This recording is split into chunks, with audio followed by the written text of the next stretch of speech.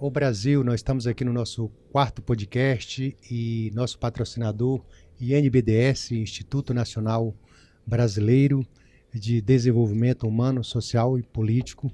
A nossa causa, Brasil, é lutar para que todo o povo brasileiro tenha orgulho de ser Brasil, porque o Brasil é o melhor país do mundo para viver e para empreender.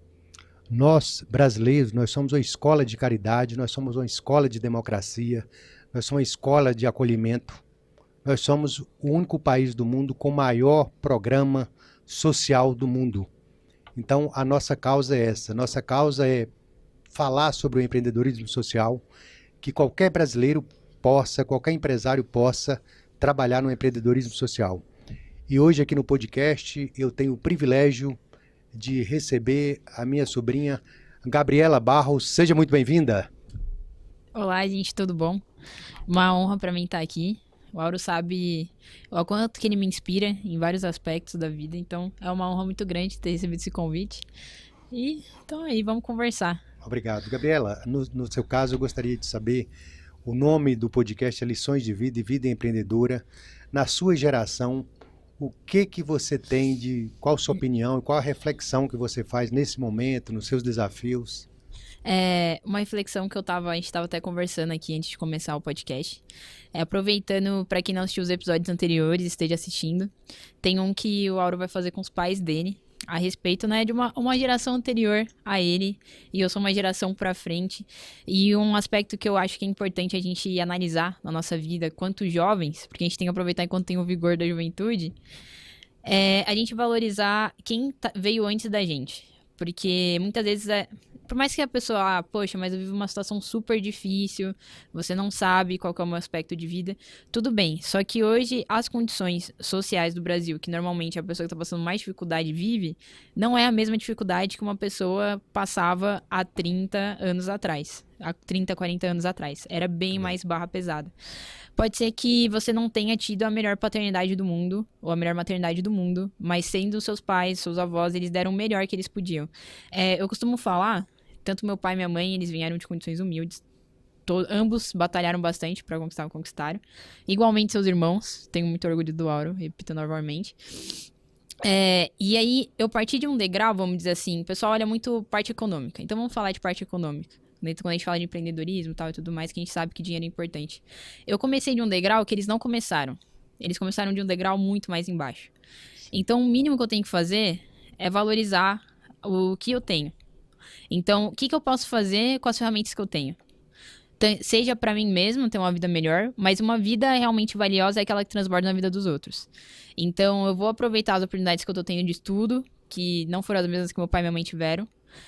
As chances que eu tenho o que eu tenho de vestir, o que eu tenho de comer, e o que eu vou usar isso de combustível para produzir melhor. E aí o Auro entende melhor que eu, porque ele é da área jurídica, eu sou da área veterinária, mas a gente não herda dívida.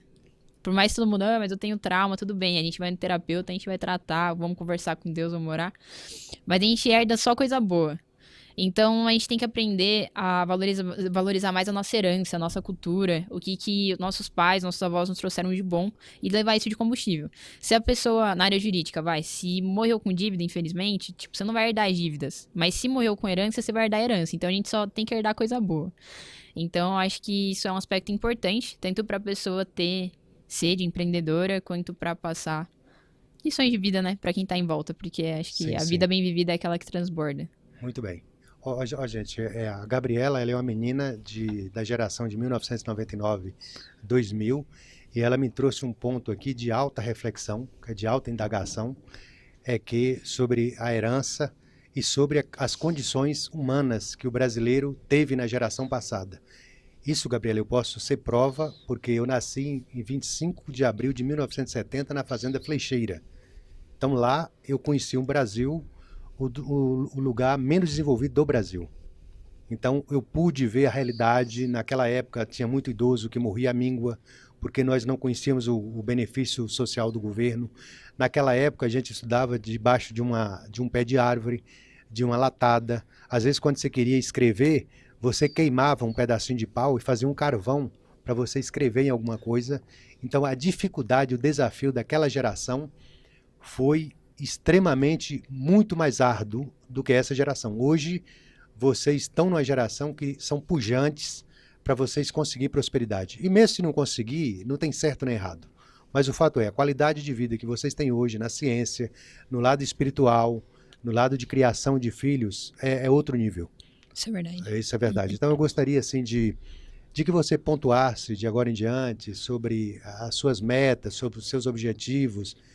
O que você poderia falar para um jovem da sua idade que às vezes está sem um emprego, ou que às vezes perdeu um pai, ou que, enfim, no caso, qual seria a sua fé hoje?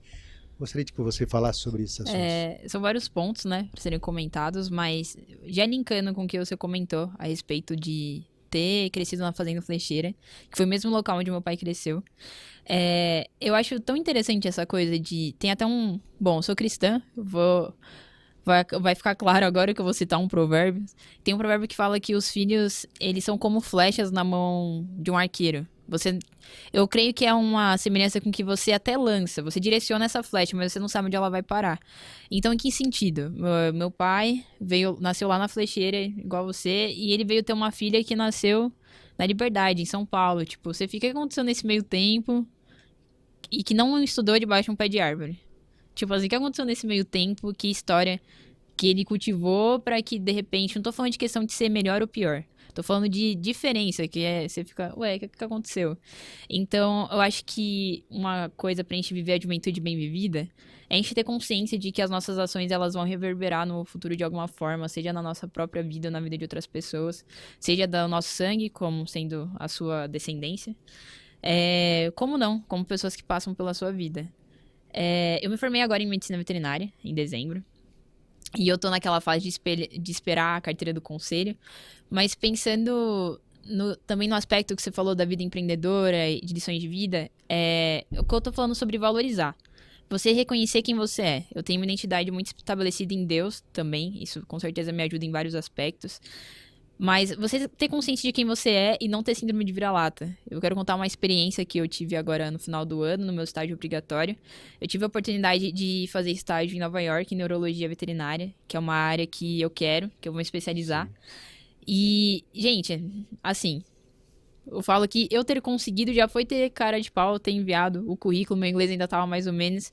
E aí, quando eu cheguei lá, e isso vai linkar sobre você reconhecer quem você é. A gente tem que entender Sim. que a gente não é melhor que ninguém, nem pior que ninguém. Quando eu cheguei lá nesse hospital, era um hospital que ele é referência na própria cidade de Nova York. Então tinham veterinários de neurologia sensacionais, de altíssimo nível, de universidades sensacionais. Eu vim de uma universidade particular, eu me formei na São Judas. E aí eu lembro que no meu primeiro dia, no meu segundo dia, meio que assim, eles ficaram assim, observa aí, né? Observa aí, garotinha. Observa aí enquanto a gente trabalha. Não teve aquela coisa do diálogo. Eu falei, não, gente, peraí.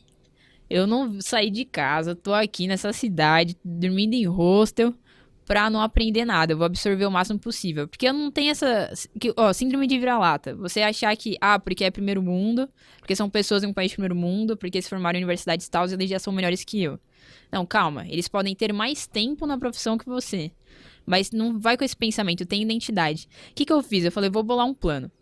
Então, na segunda-feira, eu cheguei lá, cheia de donuts.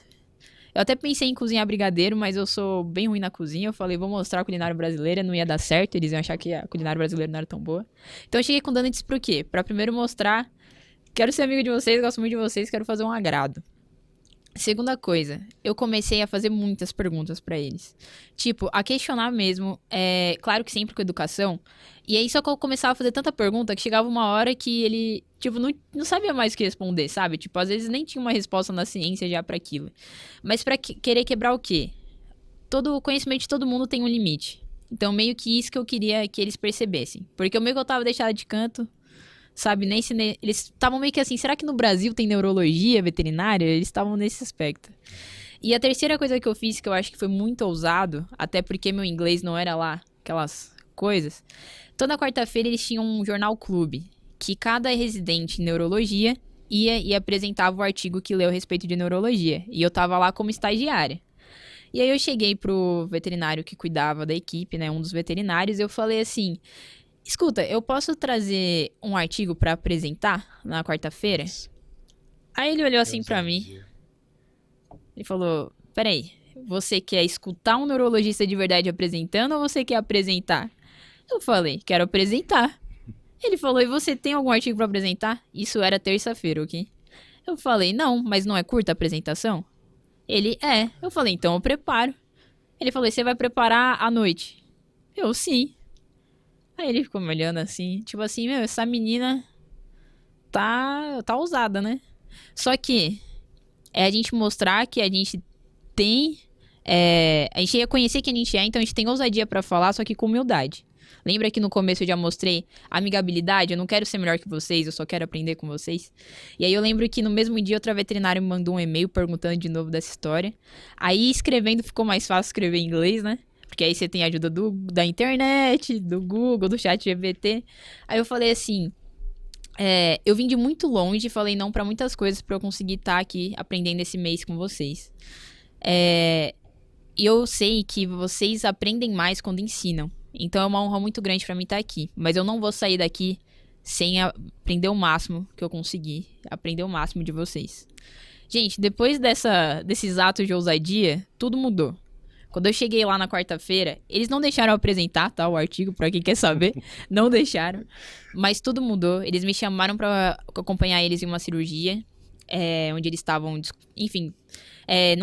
quem não é da área médica não tem obrigação de saber, mas eles estavam descomprimindo a medula espinhal, porque havia estourado um disco.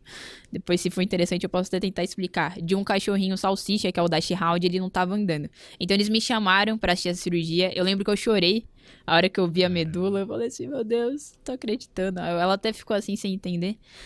Mas por que eu tô contando tudo isso? Eu tava em outro país, sozinha, com inglês bem meia boca, mas na ousadia do Duolingo, que eu aprendendo muito Duolingo. Pra quem não sabe, aplicativo gratuito, tem como você pagar pra você aprender outros idiomas. E por que eu consegui isso? Foi uma coisa que eu lembrei também. Poxa, olha o que meus pais andaram pra eu começar de um degrau que eles não começaram. E graças a Deus eu tive a ousadia de ir atrás dessa oportunidade, porque muitas vezes é a gente que cria as oportunidades. A gente fala muito, eu quero uma oportunidade e tal. Mas também se a oportunidade aparecer e você não estiver no lugar certo e nem for a pessoa certa, essa oportunidade não vai ser pra você. Sim. Então se prepare pra quando a oportunidade aparecer.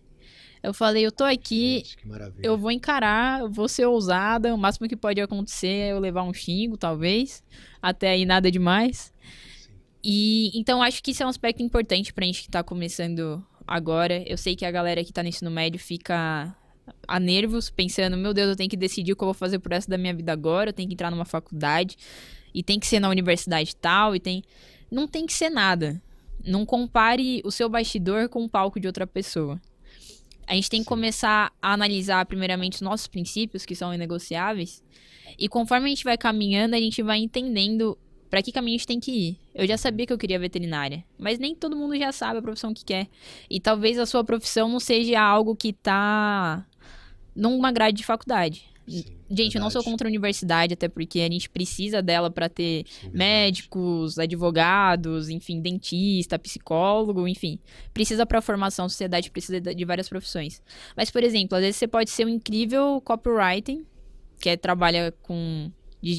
Enfim, uma maneira bem chula de dar exemplo, quando sou da área, mas sei lá, escrever uma legenda persuasiva.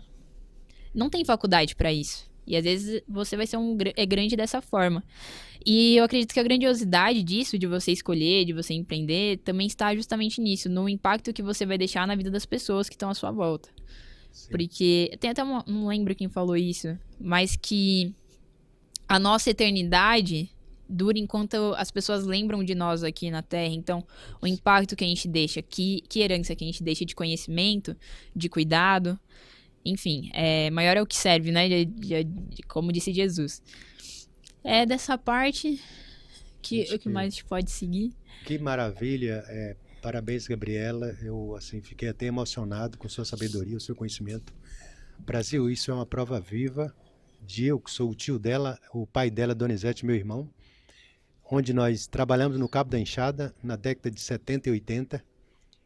Uma pessoa que estudou na roça. Hoje, a minha sobrinha faz estágio num dos grandes hospitais de Nova York. Então, Brasil, você vê a ginga do povo brasileiro. Quando eu falo que o Brasil é o melhor país do mundo para viver e para empreender, tudo que eu falar eu sou obrigado a provar. Você viu, uma menina estava na faculdade lá em Nova York, chegou meio perdida, no segundo dia ela usou o jeitinho brasileiro, usou a ginga e conseguiu o encantamento. O Brasil é isso. O Brasil é um país extraordinário de criatividade. Então, eu gostaria de finalizar esse podcast, agradecer muito a sua sabedoria, o seu conhecimento. Falar, Brasil, sede hospitaleiro, porque muitos, sem saber, hospedaram anjos. E se você for hospitaleiro todos os dias, um dia você vai hospedar um anjo na sua casa. E quando você hospedar um anjo na sua casa, coisas extraordinárias vão acontecer na sua vida. Então, o que eu quero do Brasil é que todos nós unamos nesse projeto de ter orgulho do Brasil. E nós pregamos 2 princípios lá do INBDS. Em que eu posso não te atrapalhar e em que eu posso te ajudar agora. Então, você que está aí, que está saindo de uma profissão ou que está numa faculdade, se quiser alguma orientação, alguma mentoria, você pode acionar o nosso Instagram, @INBDS, manda lá no direct e nós podemos te dar uma palavra de fé, de esperança e de amor.